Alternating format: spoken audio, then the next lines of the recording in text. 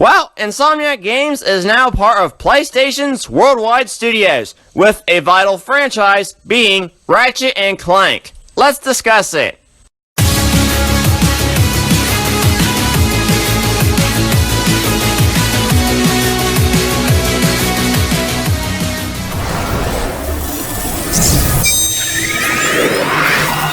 How's it going, everyone? Blueknight here, and I'm back yet again with some more Ratchet and Clank. Now, before I begin, I just want to apologize in case I created any false hype with my last video about a new Ratchet and Clank possibly getting revealed on Gamescom's opening night yesterday. And don't even get me started on that. Outside of that little detail about Gamescom in the previous video, the other stuff I talked about could still very well be hints or teases at an upcoming Ratchet and Clank game. And with this news, it seems to be coming possibly soon.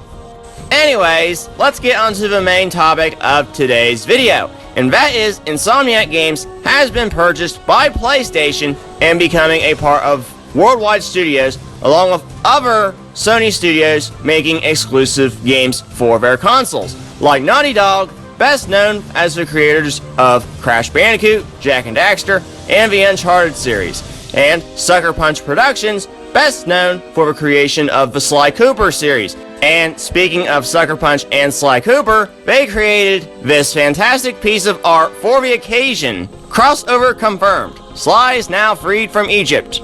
Okay, on a more serious note, this is a huge move for Insomniac Games, especially since they've been an independent studio ever since the beginning with Spyro and Disruptor a little over 25 years ago. Now, in an interview with the chairman of Sony Interactive Entertainment, Shawn, which I'll link in the description below, basically how this purchase came to be was because of a relationship that both Sony and Insomniac have had for the past 25 years.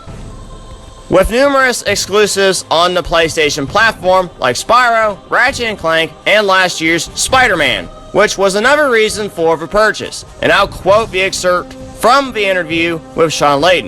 Why now? Did the success of Marvel's Spider-Man weigh into this decision? Layden responds with, sure, Spider-Man underscores how consequential Insomniac is to gaming in the overall. They are an impact maker. They are a style setter. They are just a clutch of studios in that independent sphere who are at an accomplishment level of something like Insomniac. They are a very rare bird, and we felt that this was the time to formalize the relationship. When Layden was asked what this acquisition means for Insomniac's Microsoft exclusive Sunset Overdrive, he had this to say. That was a great experience for Insomniac, and they learned a lot through that as well. As far as the IP itself, we really haven't turned over the files on that one to see what that actually means, to be honest. We like what they've been doing in the Spider-Man franchise, and things like Ratchet and Clank are certainly vital series in the present and future. That's what we're concentrating on. There we go. Basically, confirmation that more Ratchet and Clank and Spider-Man games are on the way. I mean, as if it wasn't already obvious, both games were very successful. The PS4 reimagining of Ratchet and Clank back in 2016 reached 2.68 million units worldwide, while Spider-Man reached an upwards of 13 million units worldwide. Seeing as they're considered vital franchises, it'd likely be soon. How soon, though, is another story. Spider-Man just released last year, and it's still being supported in the forms of new suits and such. So, I wouldn't really expect a Spider-Man sequel for a little while. As for Ratchet and Clank, it's been 3 years since Insomniac released the PS4 reimagining of the first game alongside the film back in 2016. So, I'd say it's almost time for another game to be announced. But I just want Insomniac Games to take their time with it so we can have a game that's about as long as a crack in time. If I had to guess, it could be revealed during the next State of Play. And who knows when that next one will be, seeing as the last State of Play was back in May. Either way, the future for the Ratchet and Clank franchise is looking great, and I cannot wait to see what it has in store. Now, like I mentioned in my last video, the next Ratchet & Clank is probably going to be either a post Into the Nexus game, which I hope it is, or a reimagining of the second Ratchet & Clank game.